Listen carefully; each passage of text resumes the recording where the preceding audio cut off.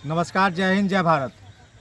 मेरा नाम समाज सेवी कुमार रुपेश है और हम भारतीय छात्र एकता मंच के तरफ से संगठन के एक कार्यकर्ता है।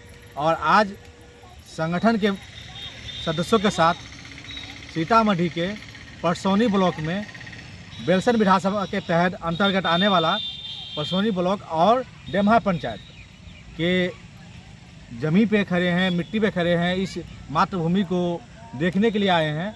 और देखने क्यों आए हैं? क्योंकि किसी युवा ने हमें बताया कि सर हमारे यहाँ अभी तक आज़ादी के बाद से पुल नहीं बना है, चलने की सड़क नहीं है और पढ़ने के लिए और जाने के लिए और कहीं भी सफ़र करने के लिए इतनी व्यवस्था नहीं है कि हम घर से निकले और आसानी से इस तरफ से उस तरफ चला जाए, क्योंकि बीच में एक नदी आ जाती है और नदी आ जाने की वजह से न बच्चे स्कूल जा पाते हैं, न प्रेग्नेंट महिला सही तरीके से रोड पार कर पाती है, न ही कोई मरीज को किसी प्रकार की सुविधा हो पाती है और न ही यहाँ के किसी युवा और बुजुर्गों को सुविधा मिल पाती है। कारण क्यों है? क्योंकि बीच में एक ऐसा पुल है जिसका मैं दृश्य आपको दिखाऊंगा कि वो पुल पे आप चलेंगे तो आपके पाँव कांपेंगे। क्यों कांपेंगे? क्योंकि आपको अपने जीवन से प्यार है। और आपके जीवन से प्यार क्यों है? क्योंकि आपको जीना है। उसी तरह से हर इंसान को अपने जीवन जीने का अधिकार है। आपको जान के बहुत ही अफसोस भी होना चाहिए कि इस गाँव के कितने बच्चे या कितने परिवार इस पुल के माध्यम से नदी में गिरे हैं और कई लोग को पता चला कि मृत्यु के भी प्राप्त हुए हैं। सरकार की लापरवाही और कहीं ना कहीं यहाँ की जो प्रशासन है उसकी लापरवाही का नतीजा है कि आज तक ये गांव जिसकी आबादी 1 लाख के अंदर 10,000 से ऊपर है, कितना है एक अनुमानित आंकड़ा है, और उस आबादी के लोग इस सफ़र को तय करते हैं और यहाँ के लोग परेशान हैं, पीड़ित हैं और बेचैन हैं।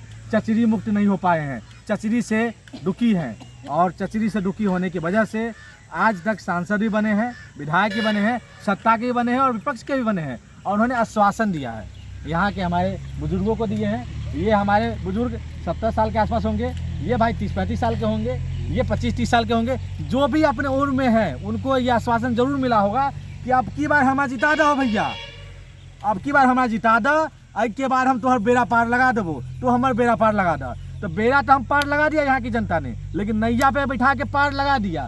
केवट बन गए ये लोग, लेकिन वो लोग इनको मझधार में छोड़ के चले गए। चाहे वो सांसद हो, चाहे वो विधायक हो, चाहे वो नेता सत्ता का हो, चाहे नेता विपक्ष का हो, सिर्फ और सिर्फ आश्वासन दिया है। झूठे जुमले, झूठे वादे, नकारा और निकम्मापन की जो सबसे बड़ी आपको देखने को मिलेगा जीता जागता सबूत, वो इस पंचायत का मिलेगा, जहाँ आप हजारों के हजारों संख्या में लोग आते हैं जाते हैं। ये जो सड़क है, एक बार इसको दृश्य को आप पूरा क्लियर कीजिएगा। ये जो सड़क है, ये सड़क अगर आज बन गया तो ये मोतिहारी से जुड़ा हुआ सड़क है और मोतिहारी सीधा रास्ता ढाका मोतिहारी बगहा, यही ना है? ढाका मोतिहारी बगहा का ये रूट है। और ये रूट समझ सकते हैं, अगर ये रूट चालू हो गया कितने हजारों परिवार का, कितने लाखों परिवार का रास्ता खुल जाएगा और आना जाना बन जाएगा।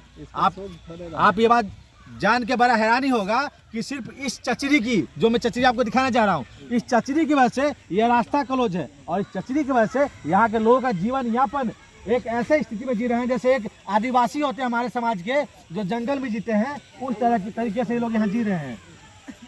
कम से कम पीपा पुल ही बना देता है तो तत्काल लोगों को व्यवस्था होता है कि 4 चक्का गाड़ी जाता, टेम्पू आता, ट्रैक्टर आता।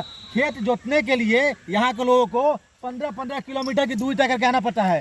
किसी परिवार की बहू को बिदागरी करवाना हो तो 10 किलोमीटर की दूरी तक करके अपनी बहू को बिदागरी करवा कर लाना पड़ता है। किसी बेटे को शादी में जाना हो तो उसकी बाराती दरवाजे से उठती है, ये पुल पार नहीं करती है, 10 किलोमीटर का चक्कर काटता है गोल गोल। जो मोदी जी का पेट्रोल, सस्ता पेट्रोल है डीजल, उस डीजल को नापते हुए यहाँ की जनता को परेशान करते हुए तब वो बाराती गुजरती है किसी गाँव में। और आपको जान के एक बात और आश्चर्य होगा, ये पुल बांस के पुल बनाया गया है और ये मुखिया के 5,000 के दिए हुए फंड से बनाया गया हुआ है। 5,000 में क्या ये पुल बनेगा? कभी नहीं बनेगा। जनता की चंदा, इसमें माफ कीजिएगा मेरे भाई बता रहे जनता का चंदा है, इसमें जनता का सामाजिक चंदा है और सामाजिक चंदा से ये पुल बना। और मेरे एक बड़े भाई आ रहे हैं बाइक से, आप देख सकते हैं कि क्या दुर्दशा है इस क्षेत्र का। इस क्षेत्र की दुर्दशा के जिम्मेदार कि अगर चेहरे पर कालिख न पोत सके तो कम से कम उनको चुनाव में इस बार हरा के और एक अच्छा नेतृत्व यहाँ से भेजे जनता। और हम सरकार से मांग करेंगे अब महंगी नहीं करेंगे, अब लड़ाई लड़ेंगे साहेब आपसे। जो अधिकार की लड़ाई है, जो विचारों की लड़ाई है, जो संघर्ष की लड़ाई है, जो विश्वास की लड़ाई है, जो समाज की लड़ाई है, वो लड़ाई ये है कि जो पुल है, ये पुल अब चचरी से कैसे मुक्त होगा। यहाँ की जनता कब तक चचरी पर चलेगी। ये चचरी टूटा हुआ चचरी है, आप ढंग से चलेंगे तो ये हिलता हुआ चचरी है। बाढ़ आता है तो चचरी बह जाती है और बहने के साथ जनता का विश्वास बह जाता है, जनता का मनोबल बह जाता है, जनता का अपना आत्मसम्मान बह जाता है। और उसको बहाने वाली कौन? सत्ता।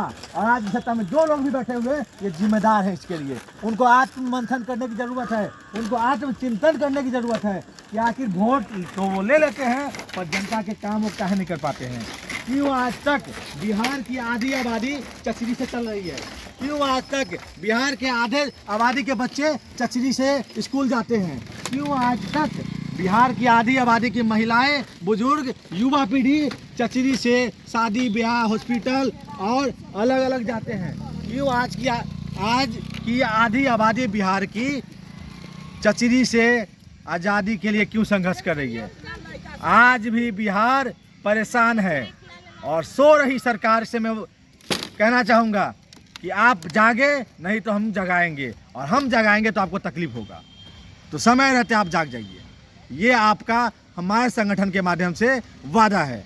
पेरंजन जी जो राष्ट्रीय अध्यक्ष है हमारे संगठन के, ये भी अपने वक्त तो कुछ रखना चाहेंगे इस पुल को लेके। और मुझे पता है ये पुल को लेके जो चर्चा है, ये चर्चा आम चर्चा नहीं है, ये चर्चा व्यापक चर्चा है और चर्चा को लेके बात रखनी पड़ेगी। दोस्तों, हम लोग बिहार की लड़ाई को लड़ना चाहते हैं। जहाँ जहाँ कोई भी समस्या है छात्र युवाओं के साथ या ग्रामीणों के साथ, समाज के साथ, और हम समाज को गिरता हुआ नहीं देख सकते हैं, समाज को तकलीफ़ में नहीं देख सकते हैं।